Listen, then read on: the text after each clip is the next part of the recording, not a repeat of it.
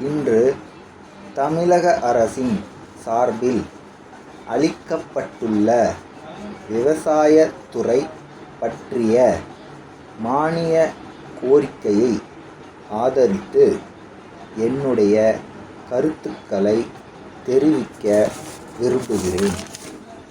தமிழ்நாட்டில் சுமார் 80% மக்கள் விவசாயம் செய்பவர்களாகவும் கிராமங்களில் வசிப்பவர்களாகவும் இருக்கிறார்கள். அவர்களில் பெரும்பாலானவர்கள் ஏழைகள் என்பதையும் அனைவரும் அறிவோம்.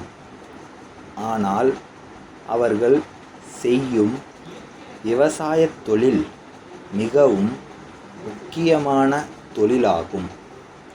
ஆகவே அவர்களுக்கு நாம் அதிக முக்கியத்துவம் கொடுத்தாக வேண்டும்.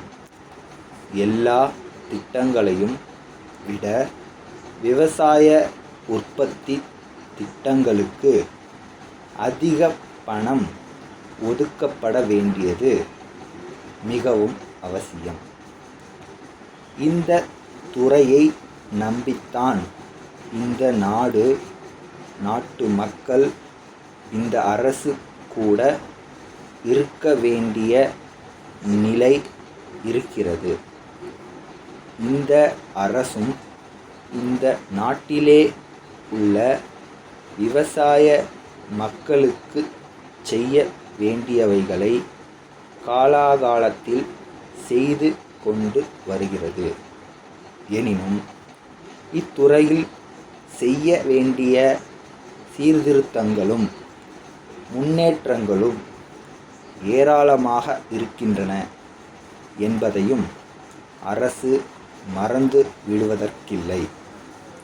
இந்த துறையுடன் மிகவும் நெருக்கமாக சம்பந்தப்பட்டுள்ள கூட்டுறவு, மின்சாரம், பாசனம், கால்நடை போன்ற துறைகள் இன்று வெவ்வேறு அமைச்சர்களின் கீழ் தொடர்பற்ற முறையில் இயங்கி வருகின்றன.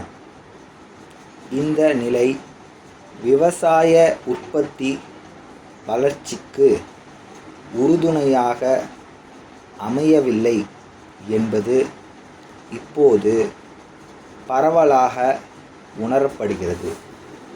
இதனை கருத்தில் கொண்டு இந்த துறைகள் எல்லாம் ஒரே அமைச்சரின் கீழ் கொண்டு வருவதற்கான நடவடிக்கைகளை மேற்கொள்ள வேண்டுமென்று அரசை நான் கேட்டுக்கொள்கிறேன்.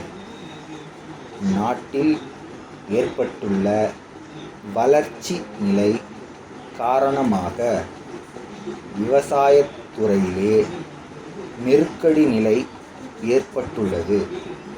இதன் காரணமாக வியாபாரத் துறையிலும் தொழில் துறையிலும் தேக்கம் ஏற்பட்டு நாட்டின் பொருளாதார நிலை பாதிக்கப்பட்டுள்ளது. இந்த சமயத்தில் மக்களுக்கு தேவையான அத்தியாவசிய பொருட்களை விவசாயிகளுக்கு விநியோகம் செய்யும் அப்பொருள்களை வாங்குவதற்கான சக்தியை அவர்களிடத்தில் ஏற்படுத்துவதற்குமான சில திட்டங்களை நமது அரசாங்கம் ஏற்கனவே தீட்டியிருப்பதை நான் முழு மனதுடன் வரவேற்கிறேன். வளர்ச்சி நிலை காரணமாக மக்களுக்கு கிடைக்க வேண்டிய அத்தியாவசிய பண்டங்களின் உற்பத்தி குறைந்துவிட்டது. எனவே விவசாயிகளுக்கு போதிய வருமானம் ஏற்படுத்தி தர வேண்டிய பொறுப்பு அரசுக்கு உள்ளது.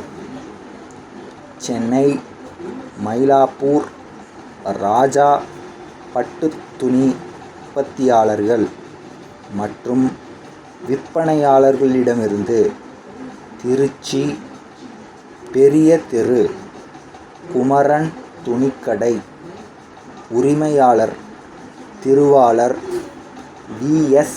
கந்தசாமி அவர்களுக்கு அன்புடையீர்.